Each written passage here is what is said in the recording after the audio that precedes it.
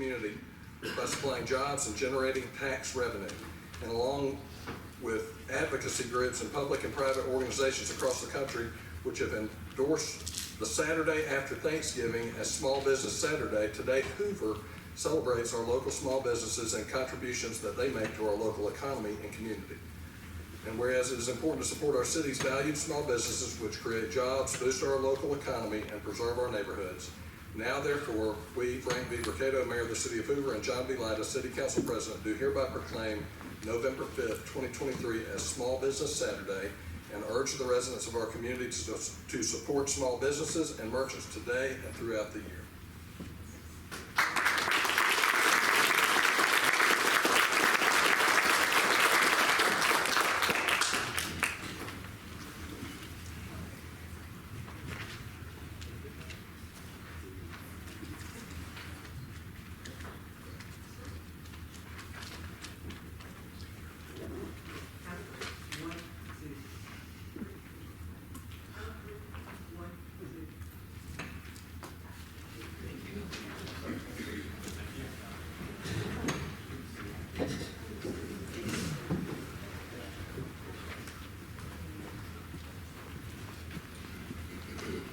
Thank you, Mayor.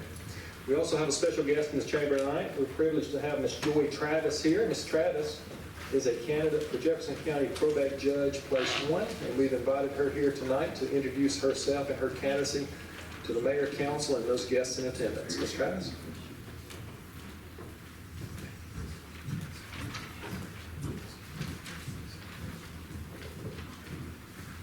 Thank you, President Lyda. Good afternoon, everyone.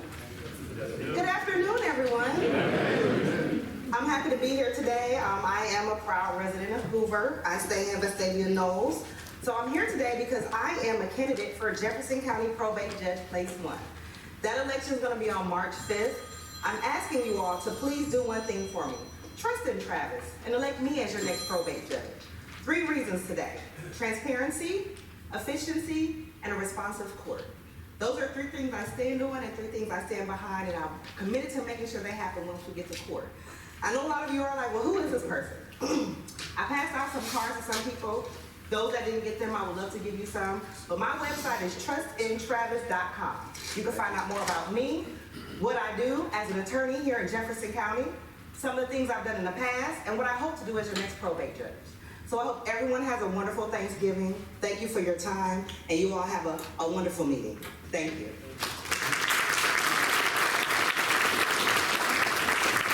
Thank you, Ms. Travis. I want to recognize some special guests in attendance tonight. We're honored to have with us, I think for the first time since he was appointed superintendent, the new superintendent of Hoover City Schools, Dr. Kevin Maddox. Dr. Maddox, would you stand, please?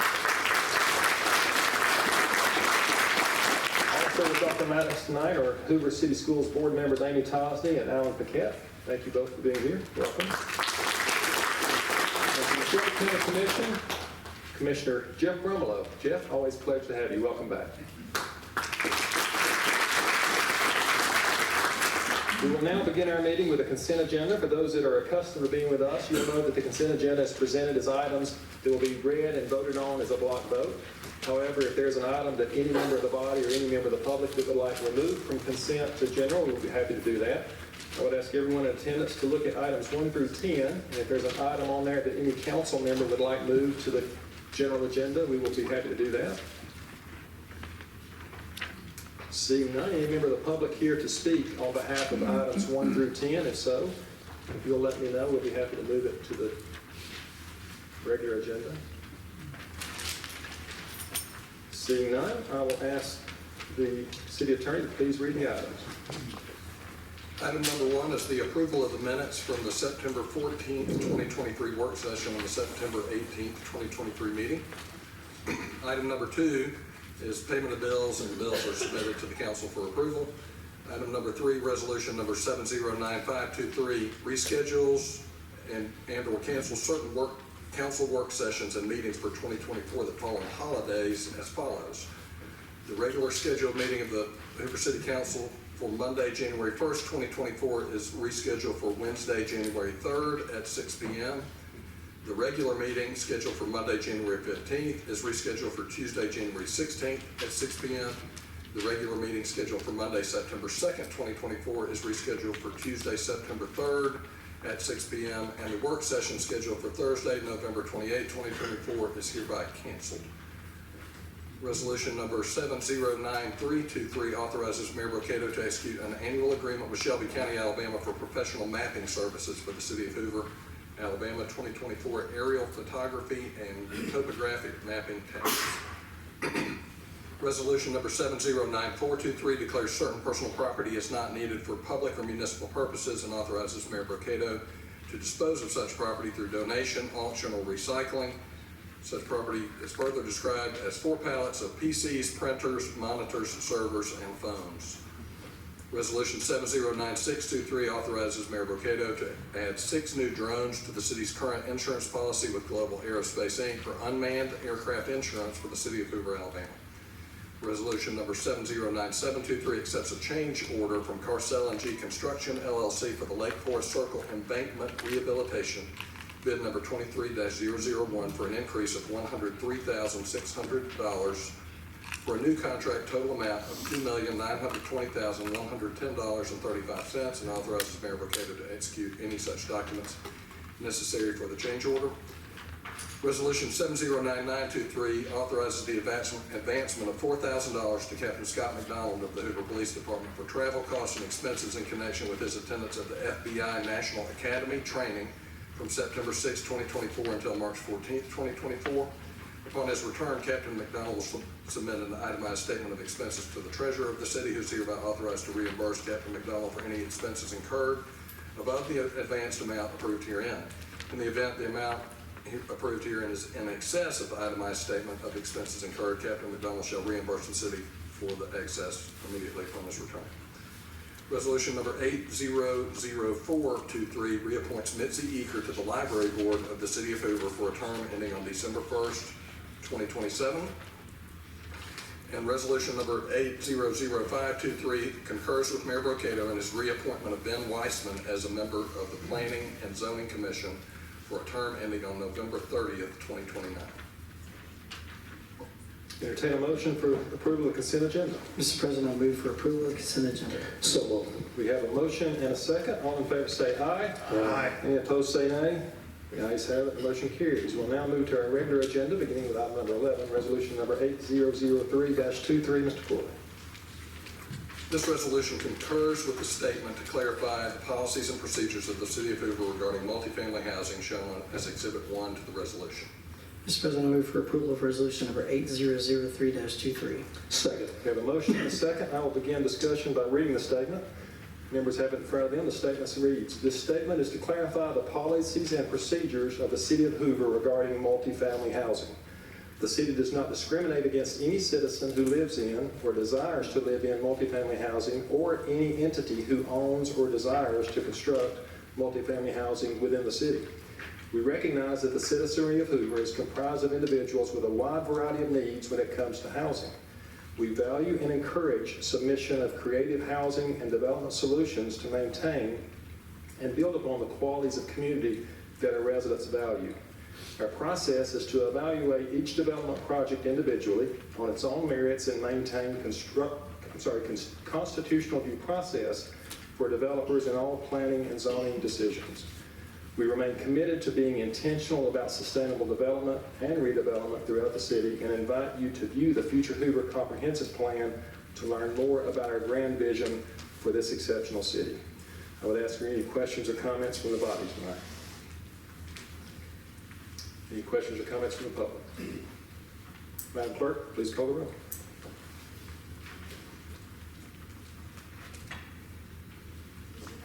Aye. Mr. Swiney? Aye. Mr. Hoover? Aye. Mr. Murphy? Aye. Dr. Middlebrooks? Aye.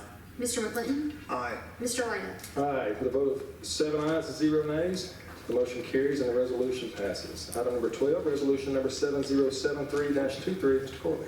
This resolution declares a weed and other vegetation nuisance at 2125 Tyler Lane and directs the abatement of such nuisance pursuant to Alabama law. Mr. President, I move for approval of resolution number 7073-23. Second. Have a motion and a second. Mr. Martin? Yes, sir. Welcome back. Unfortunately, our latest inspection of this property has shown that it is still out of compliance and will need to be abated. An updated picture is on your screen. For those who may not be aware, we meet on Thursday nights prior to the Monday council meetings. We have a work session at 5 o'clock on Thursdays that are open to the public, so you're always welcome to attend those. It's at that time where we were able to dive into the agenda and hear from Mr. Martin and other department heads on each agenda item you're seeing us consider tonight. So on Thursday, we were hopeful that over the weekend we had good weather. We thought it might get cut, but indeed it did. Not this time. Any questions or comments for Mr. Martin on this item? Any member of the public here to speak on behalf of this address? Seeing none, we have a motion and a second for approval. All in favor say aye. Aye. Any opposed, nay? The ayes have it, motion carries. Item number 13, resolution number 7075-23, Mr. Corley. This resolution grants conditional use approval for a mixed-use development, Brock's Gap Boutique B&B, for the property located at 501 Mineral Trace, Hoover, Alabama, pursuant to the conditions set forth in Exhibit 2 to the resolution. Mr. President, I move to approve resolution number 7075-23. Second. We have a motion and a second for approval, Mr. Martin. Yes, sir. The Planning Commission considered this application at their October meeting and recommend approval to this body with the conditions included in Exhibit 2, which state that the property is developed in substantial conformity with the site and elevation plans. The shared parking arrangement proposed on the site be approved contingent on the following hours of operation. Hours of operation for ground floor uses limited to 5 a.m. to 5 p.m. Hours of operation for rooftop level other than bedroom suite be limited to 5 p.m. to 11 p.m.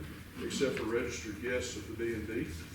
Amplified sound is limited to the rooftop level within the enclosed space only. Amplified sound shall cease by 10 p.m. Approved waiver to sidewalk requirements along the Stadium Trace Parkway due to topography. Developer to install sidewalk as shown on the conditional use plan. The cigar room on the top level will meet all of the building code requirements for ventilation. All guest days must be less than 180 days, and dumpster pickup should be limited to the hours of 7 a.m. to 7 p.m. We also have the applicant here. I'd like to call on Ms. Jordan Hosey if she would like to come forward and share some more on her proposal.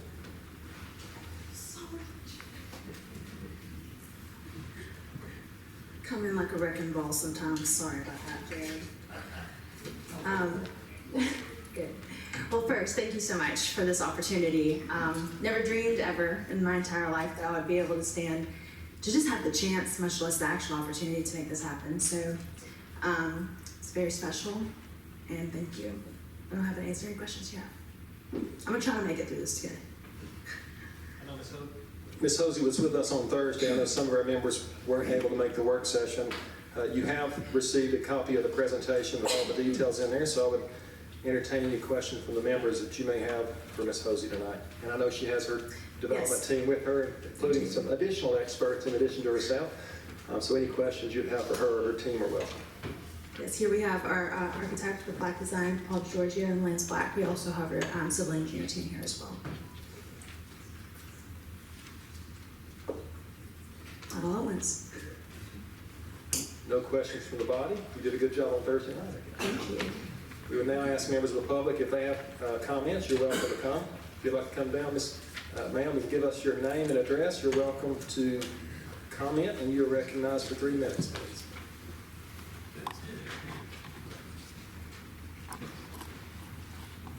Yes, my name is Nancy Carr, 5788 Chestnut Trace, Hoover.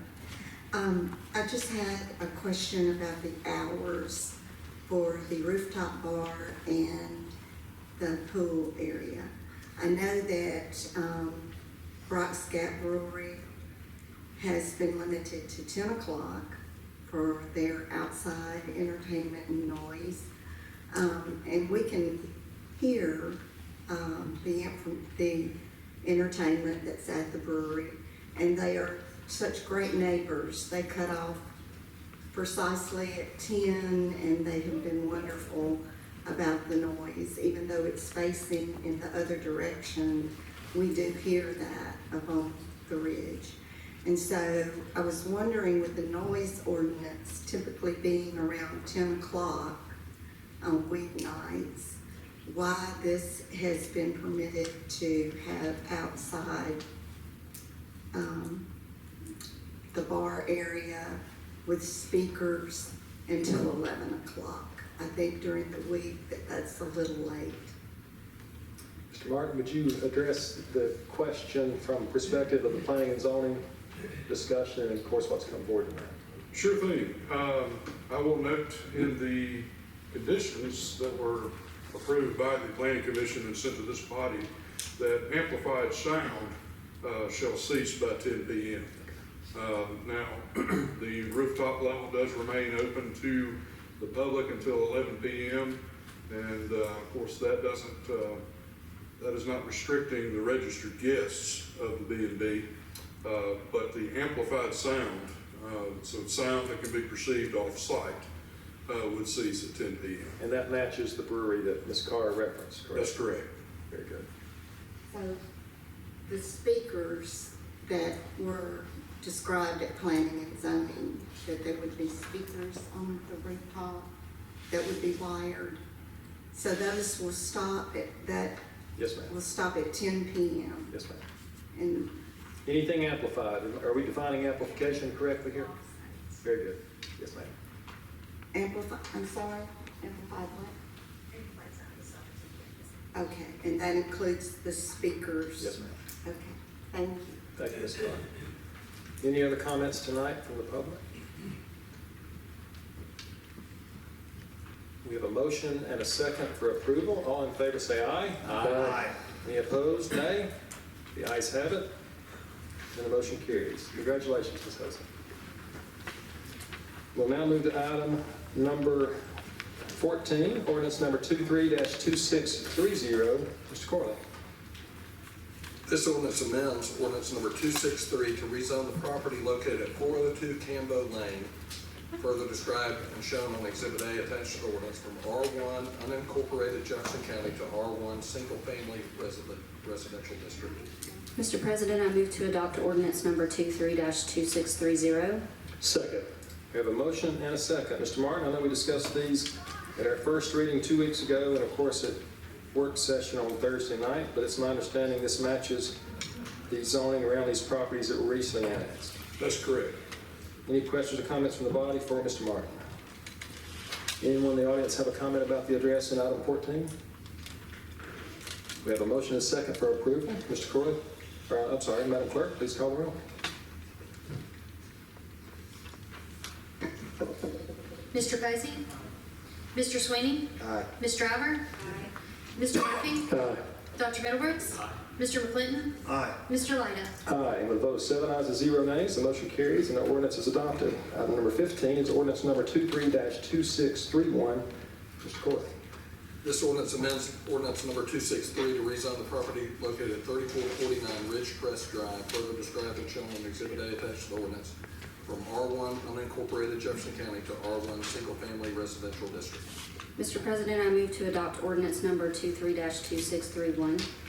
Second. We have a motion and a second. Mr. Martin, it's my understanding this is like 14, recently annexed, matches zoning around it. Yes, sir. Any questions or comments for Mr. Martin on item 15? Anyone from the public like to comment or speak on the item before us? Seeing and hearing none, we have a motion and a second for approval. Madam Clerk, please call the roll. Mr. Posey? Aye. Mr. Swiney? Aye. Ms. Driver? Aye. Mr. Murphy? Aye. Dr. Middlebrooks? Mr. McClinton? Aye. Mr. Lyda? Aye. With a unanimous vote of 7 ayes and 0 nays, the motion carries and the ordinance is adopted. Item number 16, ordinance number 23-2632. Mr. Corley. This ordinance amends ordinance number 263 to rezone the property located at 5332 Old US Highway 280, further described and shown on Exhibit A attached to the ordinance, from O1 unincorporated Shelby County to C2 Community Business District. Mr. President, I move to adopt ordinance number 23-2632. Second. We have a motion and a second. Mr. Martin, anything different than 14 to 16 you want to add? No, sir. New address, same recently annexation with change in zoning. Any questions or comments for Mr. Martin? Anyone from the public here to speak on item 16? Seeing none, we have a motion and a second for approval. Madam Clerk, please call the roll. Mr. Posey? Mr. Swiney? Aye. Ms. Driver? Mr. Murphy? Dr. Middlebrooks? Aye. Mr. McClinton? Mr. Lyda? Aye, 7 ayes and 0 nays, the motion carries and the ordinance is adopted. Item number 17, ordinance number 23-2633, Mr. Corley. This ordinance amends ordinance number 263 to rezone the property located at 8167 Annika Drive, further described and shown on Exhibit A attached to the ordinance from O1 unincorporated Shelby County to E1 Single Family Estate District. Additionally, this ordinance places certain conditions on the property located at 8167 Annika Drive, further described in Exhibit B to the ordinance. Mr. President, I move to adopt ordinance number 23-2633. Second. We have a motion and a second. Mr. Martin, anything unique on this one? The only thing I'll point out unique about this location is due to its access constraints, the ordinance does include a provision that limits the property to one dwelling unit. Very well. Any questions or comments for Mr. Martin? Anyone from the public here to speak on this item? If you'd like to come forward and give us your name and address, you're recognized for 3 minutes.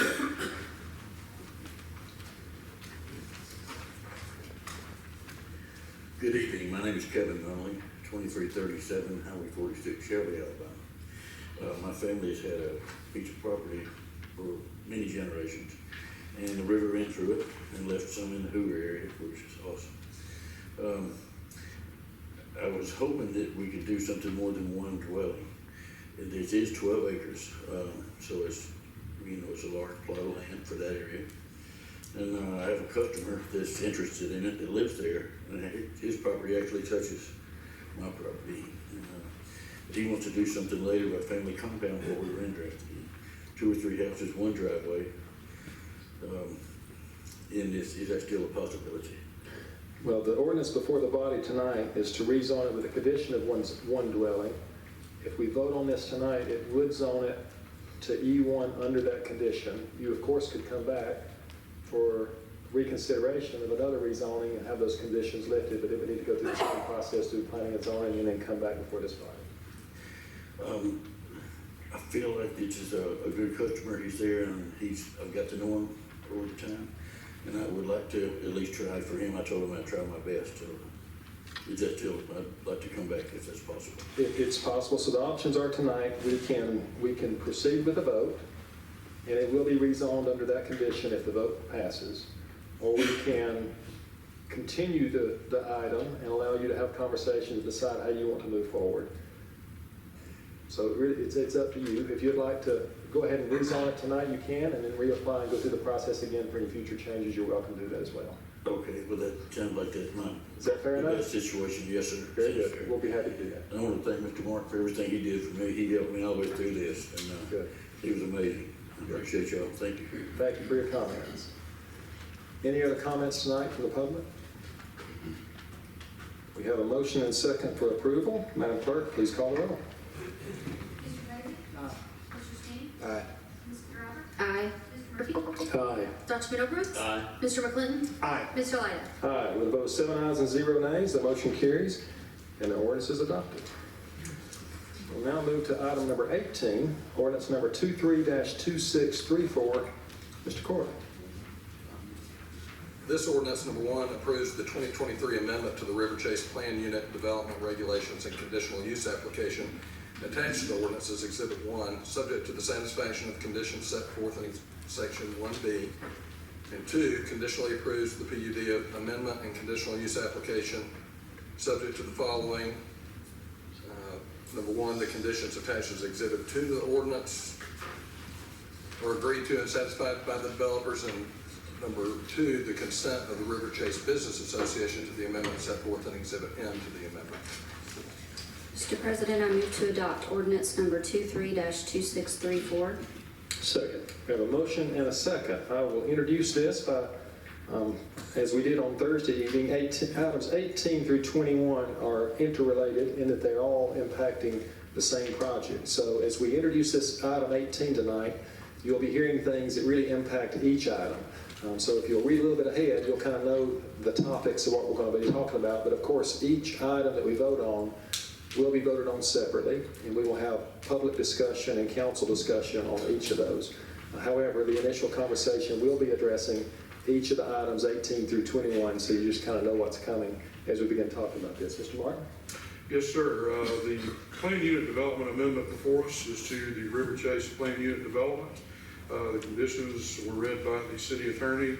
This involves 91 acres, currently known as the Regions Corporate Campus in the River Chase Office Park development. The property is currently zoned PI and PC, planned industrial and planned commercial. This application would amend the zoning of the property to PC planned commercial with a conditional use allowing for mixed use development.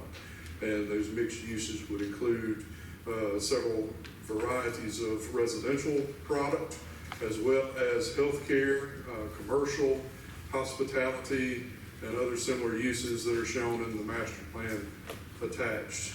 I believe, if I'm not correct, the mayor would like to introduce this item further. Yeah. Would you like to do that at this time? Yes, sir. Mr. Martin, thank you. Mayor Mercado, I'd like to invite you to the podium if you'd like to offer remarks on the proposal before the body.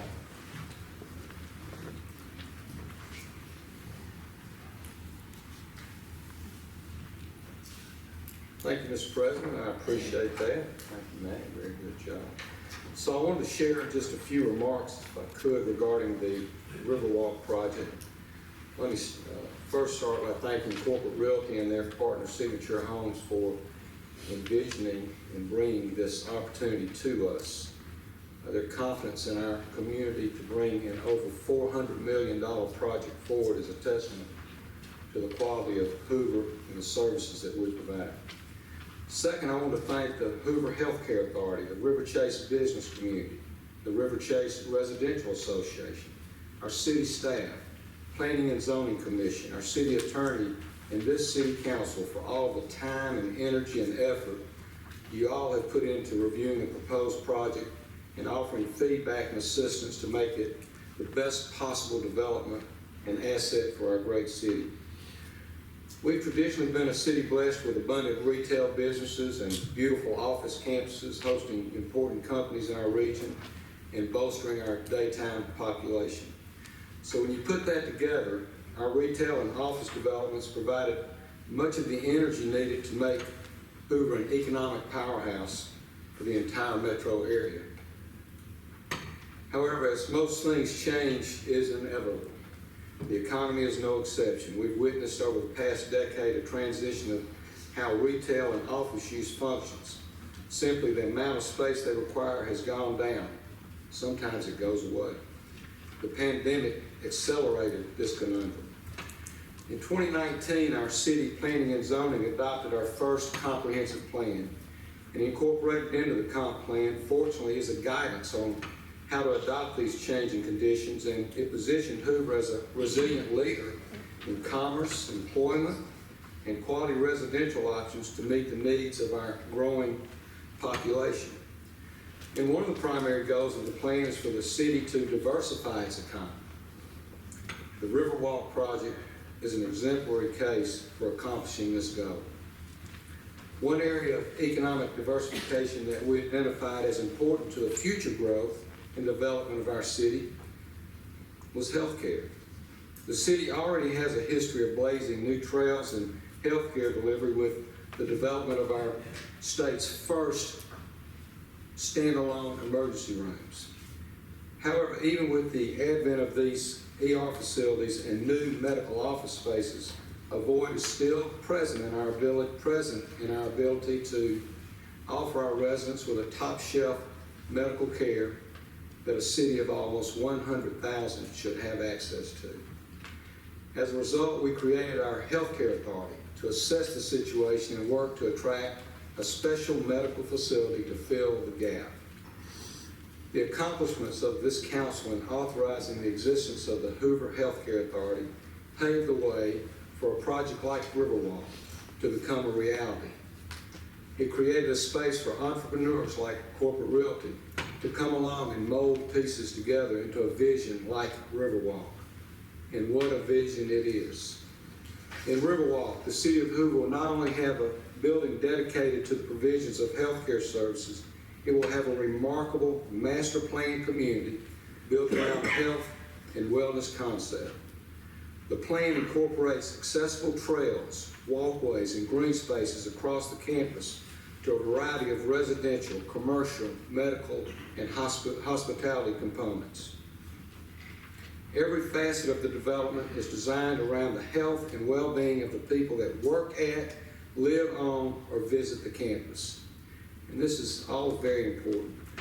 Riverwalk also accomplishes another major goal of the comp plan, in that it positions an otherwise underutilized, quiet corporate campus for adaptive reuse as a thriving center of activity. The economic impact cannot be ignored.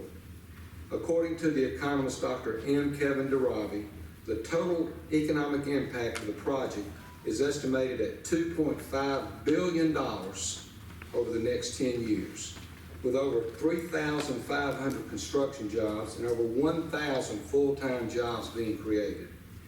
We can also forecast a 20-year revenue boost for our school system of $29 million. The energy from this development will have a tremendous positive reverberation throughout Hoover's economy, attracting further investment in our community and resources for our residents. With Riverwalk, Hoover can once again hold the mantle trailblazer, not only in pushing the boundaries of what healthcare looks like, but also exploring new frontiers in what community building in the 21st century looks like. My hope is that this council will approve the final measures needed to launch us into this exciting new direction and prove to the world that Hoover is truly a place of infinite possibilities. I appreciate the opportunity to share that with you, and I'd like to invite Robert Simon and Jimmy Holloway with Corporate Realty to come up and make their presentation as well. Please come up, Jimmy.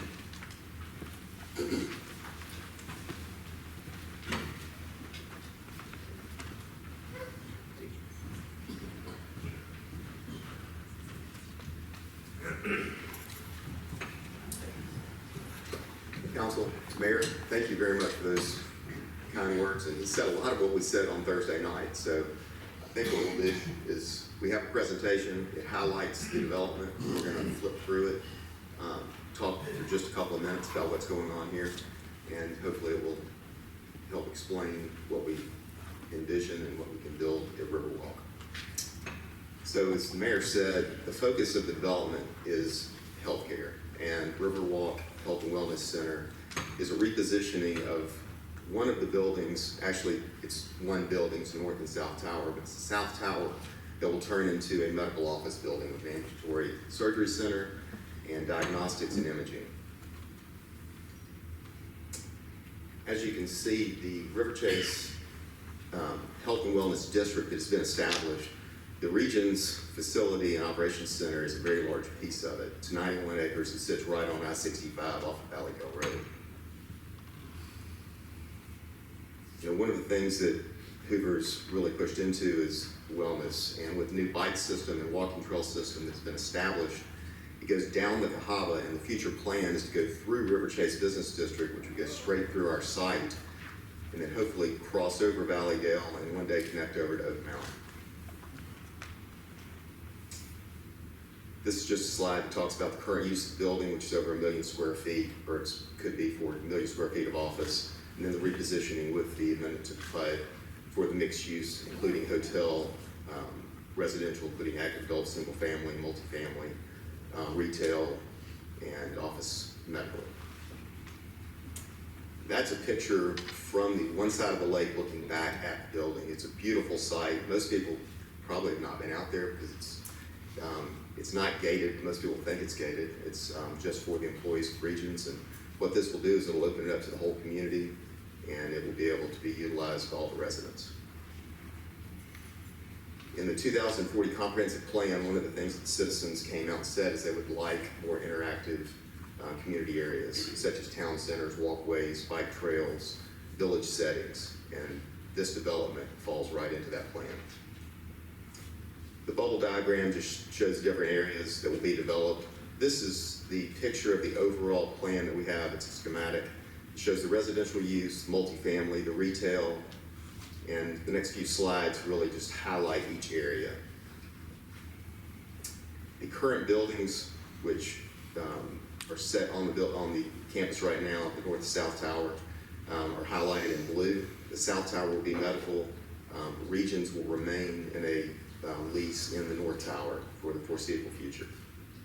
The importance of this building and the opportunity that we see for Hoover is that we're able to look at this as a phased development.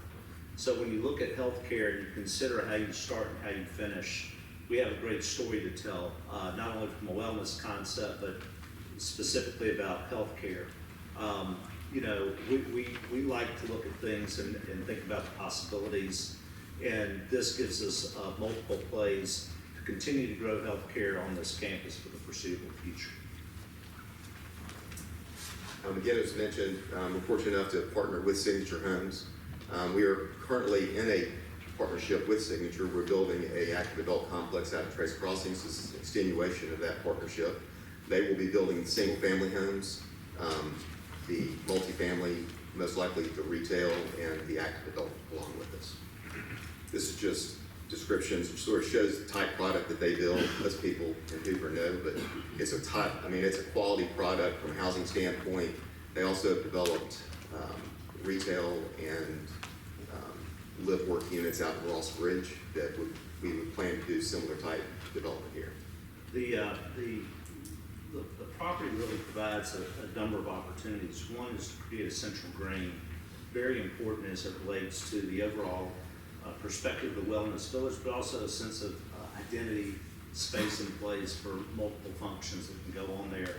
There's a surrounding area that we have, the red buildings are also retail oriented, so we have a lot of activity, town center type concept that will come to fruition.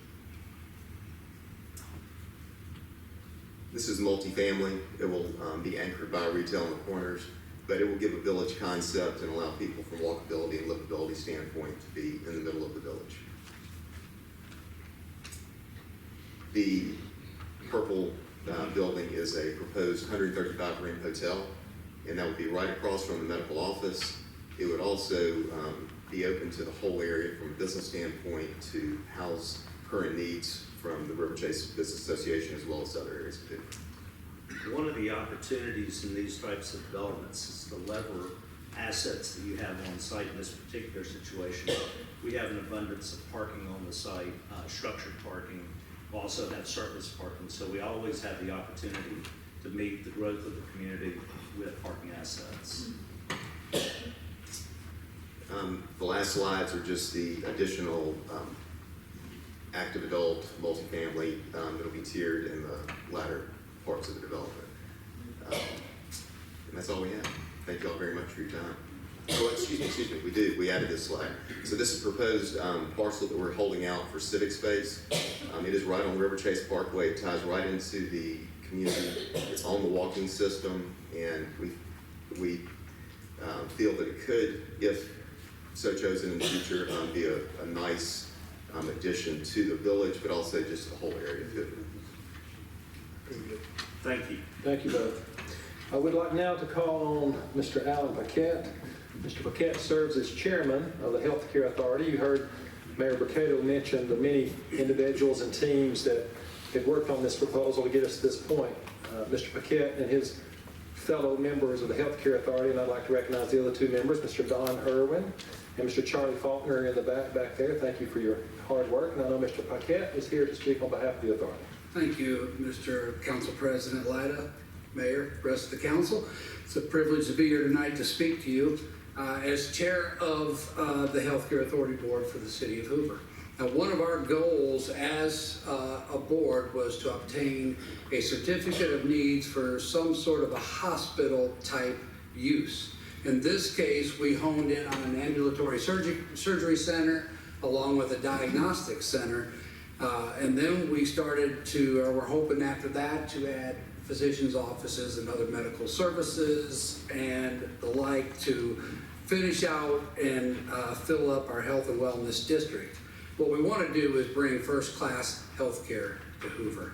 What's interesting about the group that was put together by your approval is you got a commercial real estate professional, you have a man in Mr. Faulkner who spent decades as an administrator in hospitals and in the healthcare industry, and then Mr. Don Irwin, who knows economic development like nobody else. He, in fact, was part of the team that brought Mercedes to Alabama. So it's a pretty good team. On top of that, we have an attorney that we have hired as an authority who is probably the most respected attorney in the state when it comes to the certificate of needs process, and the board recognizes him as such.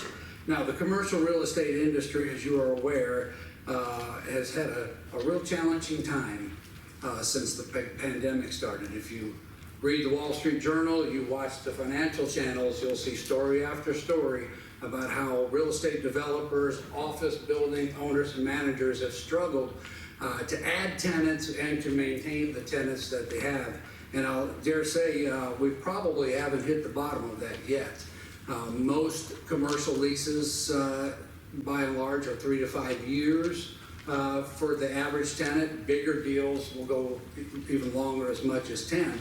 So if you do the math on that, the pandemic started in early 2020. We probably have a good year to year and a half before we really know where the bottom of all this is.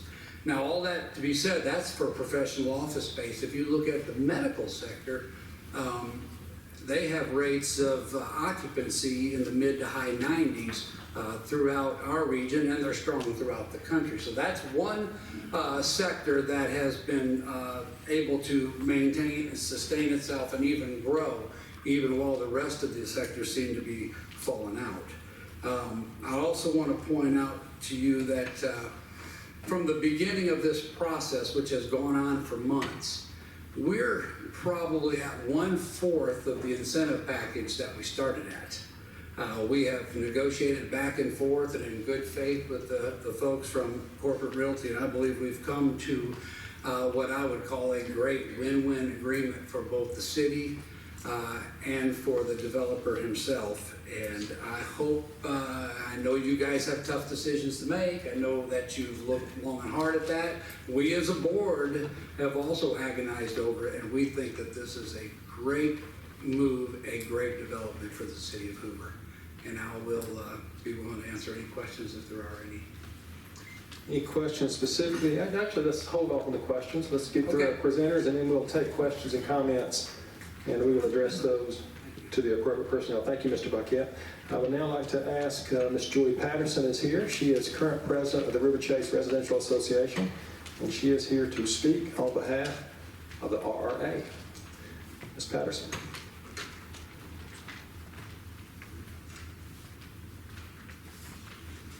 Thank you for allowing me a few minutes to share with you a little bit about this. I have lived in River Chase for 38 years.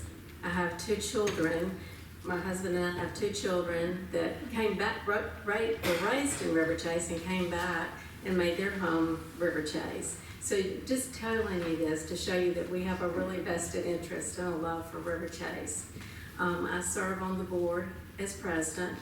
And also, for the last 3 years I've been on the board, and I've been in charge of beautification all 3 years. So it's very important to me what River Chase is. And I really, really have to stress how hard it is to take an old neighborhood and keep it beautiful. And I think we have achieved that in River Chase. And I think this project that's presented is very exciting. At first I had neighbors call in, concerned. But then we've had board meetings where we've addressed the pros, the cons. We've had Zoom meetings where we've addressed the pros and the cons. And the mayor and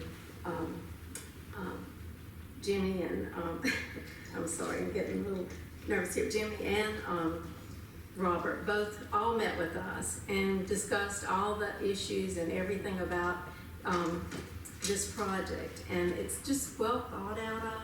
Very well thought out of, and I think it's going to allow River Chase to come into the 21st century. I think it's going to, I think the health and wellness, I spent 38 years in health care, and I recognize the importance of that being in your neighborhood where you can really love it and live it and it serve you well. I think the town center, the greenway, the parks, the sidewalks, all of this are things that neighbors are looking for. Restaurants, walking trails, I think you live in River Chase, you know, you can never get into restaurants. We could use a few of those. But all of this will give a boost and uplift to River Chase. And the more we've discussed from the board, the more we sing, we always walk away with a very positive feel and a sense of excitement. So I really appreciate the city. I appreciate the developers. I appreciate everyone that working with us. And so I really feel like that we can recommend this project and that we should embrace it for the city. Thank you. Thank you, Ms. Patterson. We will now open the floor to comments or questions from members of the body. And I will remind the members the ordinance before us now is the PUD amendment. Of course, there are more items yet to come, but we will entertain comments or questions now from members. Mr. President, yes, sir. Okay, so I'll just speak one time, I believe, and I'll leave it at that point.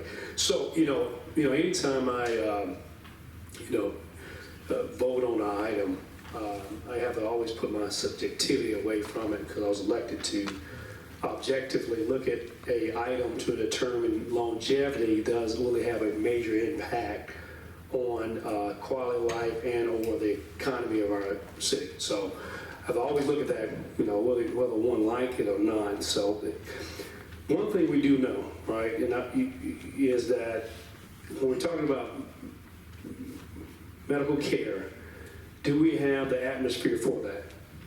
Okay, so let's just do some math. When you're doing any type of business, you want to do a market analysis, you want to look at the atmosphere.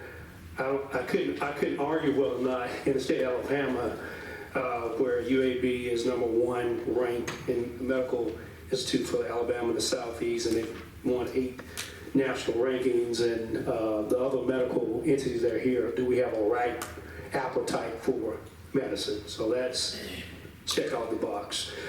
When we moved the when UAB, the freestanding facility was first put in place, if I can recall, Mayor pushed back on me, the projections in the first couple of years, you may know this too, but three times projected. We had 3 times the visitors. And I've been there a couple of times myself, and some of the feedback you get is people will rather drive 20, 30, 40 minutes to come to UAB freestanding because it has its own individual section that does labs. Most hospitals have few labs that the entire hospital shares. That's why it takes you so long. UAB, you come in and out. So we have a right appetite for that. I've heard a lot of feedback about parking. I did want to ask too, in review as well too in this, because I've served on the school board and also as a school board chair. Anytime you bring in residential use, you have to always look at the impact on the schools. I mean, that's just the primary look. But when you look at this, the way it's set up, majority of these are 1 bedrooms. And you're talking about individuals that come in for a few weeks or so, or months, or even potential doctors or residency use for that standpoint. So I think there's a few that's 2 bedrooms. So we're talking about a 1 bedroom unit. So bringing several kids will be limited when it comes to if any. So I had to check that box. Then I also, Ms. McClinton talked about the vacancy rate. Our challenge that we never want to get to is, again, River Chase is a fantastic community and environment, but some of our most problematic issues have been at, we start talking about the Galleria, right? And David Buster's been there, the whole 9 yards. Every state is faced with these vacancy-related issues. And to have, and like, I won't mention the name, we have a large tower, business tower that has 72% occupancy, so that's pretty good. When some may be down and maybe only 10% and about to close down. What I don't want to do as a leader is get to a point where I have large buildings and there's nothing there to fill that building. So I have to look at the fact my vote will be future. Is it subjective? Is it objective? Right. So I want to see positive when it comes to that. And last few, Mr. President, on this issue. Then I looked at the finances. Okay, well, okay, how are we going to pay for certain things and proof is in the pudding? So even with COVID, in 2020, our revenues was roughly $134 million. 2020-21, $143 million. So when you look at the variances of increase, we went up at 10.5, 6.1 to 9.4. Now, other people just kept going down, other cities kept going down in revenue generation. Ours increasing, even though the numbers say from post-COVID is supposed to be impactful, right? Ours continue to increase. So that was a check when it comes to that piece of it. So last thing I want to say on this end, anytime we bring such a large unit like this, Ms. Mayor, I do always look at the impact of these two bodies. So if it's a hospital, it's a school, or it's whatever it be, these two functions of your city are going to have sleep. They got to work from sun up to sundown, and that's police and fire. So I do want a long term, after we possibly get through this, to talk about what is the impact of our police and fire and the things that they need. Now, what that means, Mr. President, I do know we have a ceiling for expenses. It can only be a 4% increase annually. I don't know why you put that in there. And I mean, all of us are truly conservative. But what I don't want to do is have an impact by making a deal here and it impacts capital down the road for what we have in place. So I do want us to revisit that if possible, and also get feedback from police and fire as well too. So those are my 2, 3, 4 cents. I know I probably went over. I think I get 3 minutes. You get all the time you need, sir. But I'll give the floor back. Very good. Thank you, Mr. Murphy. Any other council member like to comment? Councilman McClinton. Yes, sir. I just have one question, and either Mr. Paquette being on the school board or Dr. Maddox, didn't mean to call you out, but what is the impact upon the school district? Is it something y'all agreed to? In the future, we see no issues? Do you mind if I come forward? Please do. State your name and address. And your cell phone number. I'm new enough just to be dangerous at this point, but I do want to say thank you. Thank you for asking the question. Thank you for thinking about the schools. Mayor, thank you. And Mac, thank you. Mac's done a great job communicating with the school district over time. We certainly were able to look at this development several weeks back with Dr. Lowry, who's our Director of Student Services here. Always wanting to look through the lens of, the balance between growth in the city and great things happening and how it impacts our schools. So we had an opportunity to do that with this particular development, and I got kind of excited because we look forward to having more students on the Spain Park, Berry side of Hoover, particularly since most of the growth that is occurring on the Hoover High School side of Hoover. So we've estimated the impact to be 88 students out of this development, with 40, let me get the numbers right, 46 in elementary, 23 middle, and 31 high school. We have plenty of room for these students in our schools with River Chase, Berry, and Spain Park. So the impact for us is minimal in terms of students and the impact it would have in our schools. Obviously, there could be a great impact financially to the school district in a positive way if the development moves forward. But I'm not giving my opinion on that. I'm just saying based on the information that I've heard. But so very, very minimal impact to the school district, in terms of students. But we look forward, if it passes, to have additional students on the Spain Park side of the school district. Any other questions? That's good. Thank you. So thank you, Dr. Maddox. Mayor Bucato mentioned Dr. Darabi, who helped us with an economic impact study on this proposal and helped the applicant. And to elaborate a little further on the financial impact, if I could put some numbers to that, Dr. Maddox, he estimates that over the next 20 years, Hoover City Schools will increase their revenues by $29 million alone from this development. Can you educate 80 kids with $29 million? Absolutely we can. Good deal. Okay. It's a win-win. Any other comments from the body? We will now ask if there's members of the public here who would like to comment on the PUD agreement. We will take the remaining items and talk about those individually, but if you're here to speak on the PUD amendment, we'd welcome you to the podium. Seeing none, we have a motion and a second for approval. Madam Clerk, please call the roll. Mr. Posey? Aye. Mr. Swiney? No. Ms. Driver? Aye. Mr. Murphy? Aye. Dr. Middlebrooks? Nay. Mr. McClinton? Aye. Mr. Lyda? Aye, with a vote of 5 ayes and 2 nays, the motion carries and the ordinance is adopted. We now move to item number 19, resolution number 8000-23. Mr. Corley. This resolution authorizes the execution of a development agreement with Healthcare Resources LLC and the payment of a development incentive pursuant thereto. Mr. President, I move to approve resolution number 8000-23. Second. Got a motion and a second for approval. I'd like to call Mr. Greg Knight, if he would come and give us the highlights of the resolution before us. Again, on Thursday night, we dove into this one, but for those who were not here on Thursday, Mr. Knight has agreed to recap that for us. Yes, sir. So the development agreement has several highlights in it.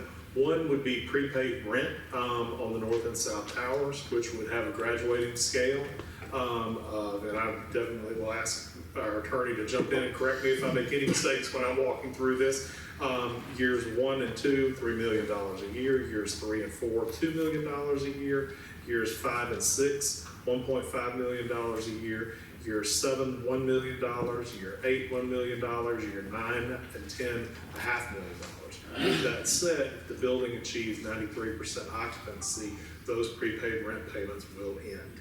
And from what we understand from our analysis and from talking with our friends at Healthcare Resources, Corporate Realty, we feel that, the building will have met that goal by year 4 of operation. Second would be a retail sales tax rebate over the course of 20 years. 85% of sales tax across the property would be abated. We estimate that to be at approximately $9.42 million. Sales tax rebate on construction materials during the initial phase, 85% of sales tax for the initial construction phase of the property would be estimated at approximately $7 million. A lodging tax rebate, 85% of city lodging tax for 20 years across the property would be approximately $5.4 million. And the property tax rebate, with 50% of the city's non-educational property tax for 20 years across the property would be approximately some $3.95 million for a total of about $25.8 million. Very good. Thank you, Mr. Knight. Any comments or questions from the body for Mr. Knight tonight? Open the floor to our guests and the public. Any member of the public here like to comment on item 19? Seeing none, we have a motion and a second. Mr. President. Yes, sir. I didn't have a question for Mr. Knight, but I do just have a general comment. Okay, all right. So I think we've all probably, I think someone used the word agonized over this for the last few days. And I'm not trying to persuade anyone to vote yea or nay here. I think I respect each of you tremendously. I know we all do our homework. And we have to vote on what we believe is in the best interest of the city. So I'm not begrudging anyone their vote tonight. What it comes down to me, two primary overarching things drive my vote. So one is the level of commitment financially from the city. The Healthcare Authority, I think you guys have done a tremendous job, but this body has to look at the overall impact of the budget throughout the whole city. With this being a 20-year commitment with no caps, a substantial cash incentive yearly for possibly up to 10 years. A project like this is what I would call I mentioned this as an Easter egg basket project. I feel like we are putting all our eggs into this basket. it may, unless we change our budget policy moving forward, this may prevent deals that we have in ongoing now, and it may prevent deals that we don't even know about in the future. So for me, that's one issue. I never want to put the city in a position where we are strapped to have to say no to future projects. I don't see being able to move forward with a Performing Arts Center. I know that is a big goal of this administration for at least 5 to 10 years if we pass this, unless we change our budget policy. The number 2 overarching thing is this whole PUD project is anchored by a possible ambulatory surgical center, which does not have a certificate of need yet.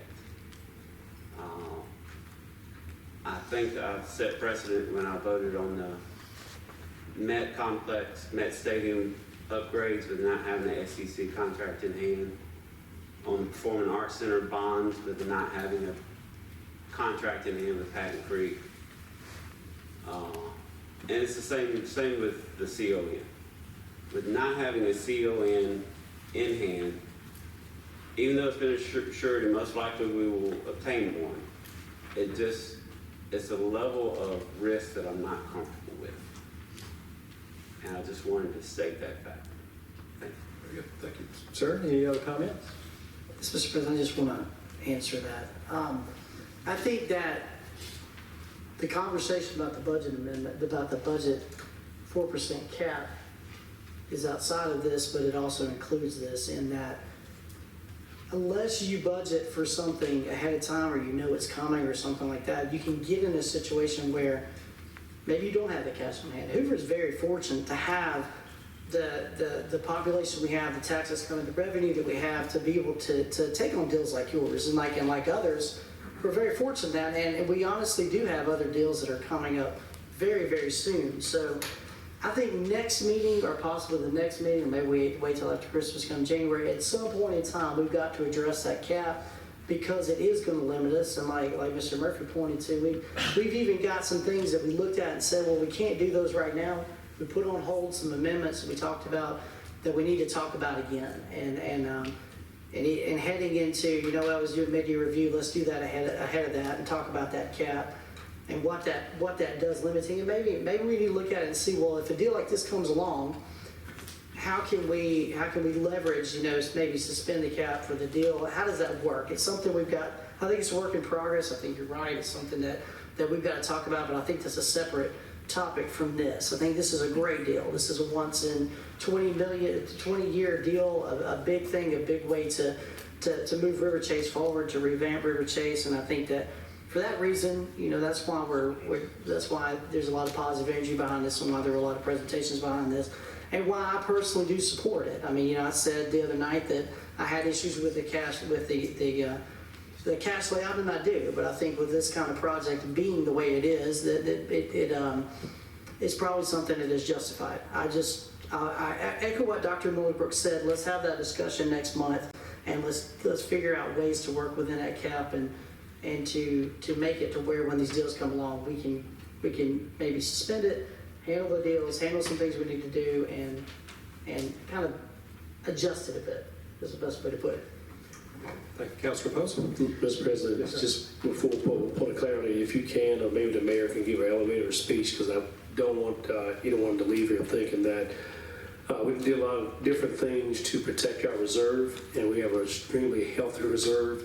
I just would like the public to kind of know where we stand on that reserve and how far ahead of the standard of what we are as compared to other entities. Can we give a Sure. Currently we have by policy a 6-month operating reserve that we passed the policy 6 or 8 months ago, and we reached that in short order. So there's probably very few municipalities in the state of Alabama that have that kind of reserve. So sleep well tonight, knowing your city government is incredibly solvent And because of that policy and because of our dedication, Commissioner, to sound fiscal policy, the city of Hoover is in great financial shape for the far foreseeable future. And Mr. President, there's a point, by standard, many have a 2 or 3 month reserve, right? We set a policy to go above and beyond that. Our policy says 6 months. It's 6 months. Yes, sir. Great question. Any other comments? Great questions and commentary. Any comments from the public tonight? This is item number 19, resolution 8000-23. We have a motion and a second for approval. Madam Clerk, please call the roll. Mr. Posey? Aye. Mr. Swiney? No. Ms. Driver? Aye. Mr. Murphy? Aye. Dr. Middlebrooks? Nay. Mr. McClinton? Aye. Mr. Lyda? Aye. With a vote of 5 ayes and 2 nays, the motion carries and the resolution passes. Item number 20 is resolution number 8001-23. Mr. Curt. This resolution authorizes the creation of the River Chase Health and Wellness District to promote health-related development in the city. Mr. President, I move to approve resolution number 8001-23. Second. Is it Motion. We have a motion and a second. Mr. Knighton, you would define for us, I know we talked about it Thursday night, but define for us the River Chase Health and Wellness District. So Health and Wellness District for us is that the map was shown earlier in Mr.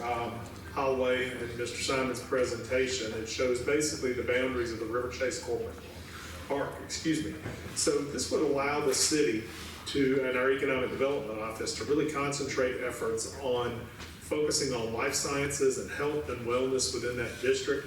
District is already home to some of the best-known healthcare companies within the Birmingham Hoover metro area, including Blue Cross Blue Shield of Alabama, BioCris, BioHorizons, Avonic, and BioLife Plasma. So we believe that this project is going to allow for more and more projects like that to come to fruition within the city. So it's a marketing and it's an economic development tool for the city. I'll begin the questions with, what does this cost the city, Mr. Knighton? That cost is zero. It's just the goodwill of the council. Very good. Any other comments or questions, Mr. Knighton, on the creation of the River Chase Health and Wellness District? Any comments from the public tonight on item number 20? We have a motion and a second for approval. Madam Clerk, please call the roll. Mr. Posey? Mr. Swiney? Aye. Mr. Driver? Ms. Driver? Aye. Mr. Murphy? Aye. Dr. Middlebrooks? Aye. Mr. McClinton? Aye. Mr. Lyda? Aye. With a vote of 7 ayes and 0 nays, the motion carries and the resolution passes. Item number 21 is resolution number 8002-23. Mr. Curt. This resolution authorizes Mayor Locato to execute a lease agreement with HCRRW HWC1 LLC for the rental of a portion of certain property located at 250 River Chase Parkway East, Hoover, Alabama. Mr. President, I move to approve resolution number 8002-23. Second. We have a motion and a second for approval. This was discussed on Thursday night, and Mr. Knight alluded to it as well when he described a resolution under item number 19. Are any questions or comments from the body on resolutions 8002-23? Mr. President, something recently was amended on this, is that correct? Do we want to talk about that? Would you like to address, who can walk us through the changes in the payments? Yes, there was a request that the base rent be deferred in year 1, and the landlord has agreed to make that change. So the base rent will be payable in years 2 through 10. And to the extent, if there's a change to the form of the lease based on that, we will likely bring it back to this body to be ratified at that time. Very good. Any other comments or questions? Councilor Swiney, did that? Okay, thank you. Very good. Any other questions or comments from members? Any comments from the public on item number 21? Seeing none, we have a motion and a second for approval. Madam Clerk, please call the roll.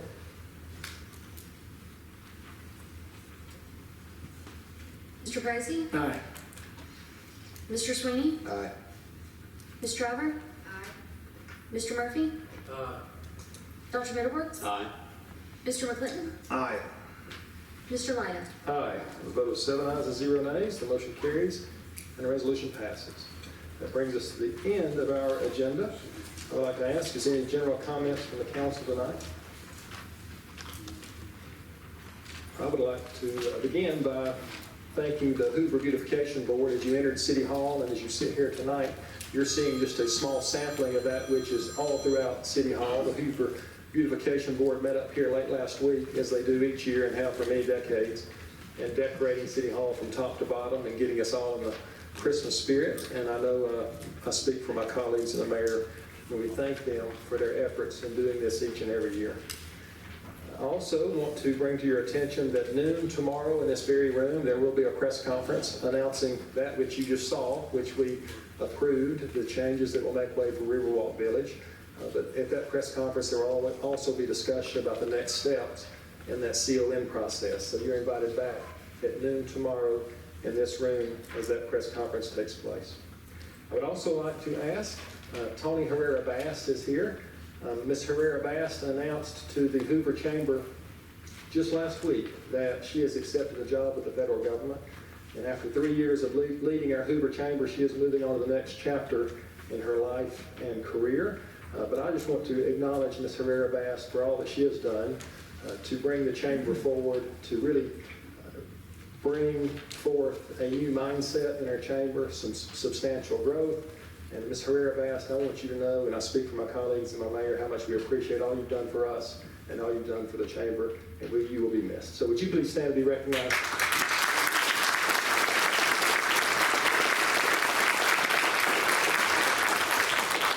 We will open with public comments. If any member of the public is here to speak, we would welcome you to come to the podium. Ms. Thomas.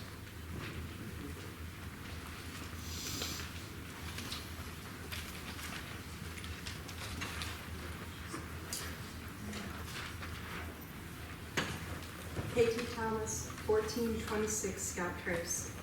There are 26 Phase 1 NPDES permits for cities or counties in Alabama. ADEM holds a 30-day comment period for each permit. Comments often come from organizations requesting stricter permit requirements. 16 of the 26 permits had no comments. 10 permits did have comments. As would be expected, many of those were asking for stricter regulations, 4 of them. The city of Hoover submitted comments to ADEM on 5 city permits, requesting reduced regulations on those permits. None of those cities asked for reduced requirements. ADEM received 18 submissions from individuals and entities during the summer seeking greater requirements in the Hoover permit. 2 comments on the Hoover permit asked for reduced requirements. One was the city itself, and the other was the Mobile city attorney. Oddly, one requested change from both cities included substituting the word implement for submit. So it would read, the permittee shall implement to the department an annual report and all other information and documents required by the permit via AEPACS. Paradoxically, the Hoover MS4 annual report blames poor water quality in Patton Creek on neighboring cities, for example, Vestavia Hills, while Hoover advocated to ADEM for reduced requirements regarding litter and debris in water bodies of neighboring cities, for example, Vestavia Hills. Hoover's submission to ADEM addressed 30 components of the NPDES based on the notion that the permit couldn't change unless the law changed. And the city had agreed in 2018 on the final permit to all of the requirements. However, in July of 2023, the city requested 6 changes to components of the draft permit that are word for word from the 2018 final NPDES permit for Hoover. A requirement of the permit is that someone in the city take responsibility for, coordinating across all of government. And it appears that the MS4 report and the comments to ADEM demonstrate that the all-of-government approach is not what's happening. Recall the last time I spoke about the ordinance that was not an ordinance. In the Stormwater Management Program Plan 2020, page 400, changes to the subdivision regulations passed by the Planning and Zoning Committee were labeled as municipal code and submitted that way to ADEM. And I have a handout for you all. Thank you, Ms. Thomas. Anyone else like to speak tonight? We thank you for your attendance. We're adjourned.